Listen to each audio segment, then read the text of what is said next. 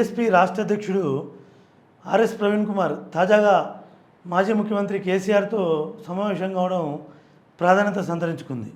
Sirpur కాగజ్నగర్లో BSP టికెట్పై పోటీ చేసి ఓటమికి గురైన నుండి కొంత అంతర్మదనంలో పడ్డ ఆర్ఎస్పీ పవర్ పాలిటిక్స్లో ఎలాగైనా అడ్వాన్స్ కావాలనే తలంపుతో నాటి నుంచి తనదైన శైలిలో వ్యూహరచన చేస్తున్న సంగతి మనందరికీ తెలిసిందే.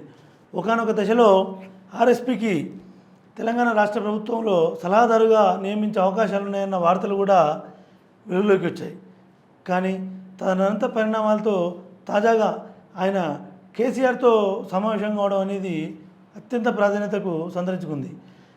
ఈ భేటీలో ప్రాధాన్యత ఏమీ లేదని చెప్పి బయటికి చెప్తున్నప్పటికీ కూడా అంతర్గతంగా ఆర్ఎస్పీని బీఆర్ఎస్లో చేర్పించడం కోసం తీవ్రమైన ప్రయత్నాలే జరుగుతున్నట్టు సమాచారం.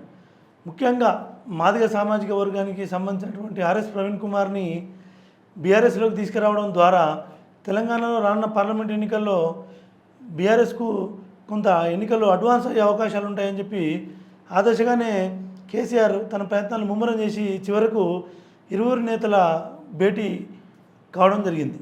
కానీ ఆర్ఎస్పీపై మాత్రం బీఆర్ఎస్లో ఎట్టి పరిస్థితిలో చేరవద్దని చెప్పి అసలు కేసీఆర్ని కలవద్దని చెప్పి కూడా ఒత్తిడి ఉన్నప్పటికీ కూడా కొన్ని అనివార్య కారణాలతో కేసీఆర్ని ఆర్ఎస్పీ కలవడం జరిగిందని చెప్పి ఆర్ఎస్పీ సన్నిహితులు కూడా చెప్తున్నమాట. అయితే ఏదేమైనప్పటికీ కూడా ఇరువురు నేతల భేటీ అనేది ఇప్పుడు ప్రాధాన్యత సంతరించుకుంది. ఆర్ఎస్పీ త్వరలోనే బీఆర్ఎస్ గూటికి చేరుతారన్న ప్రచారం ఊపందుకుంది.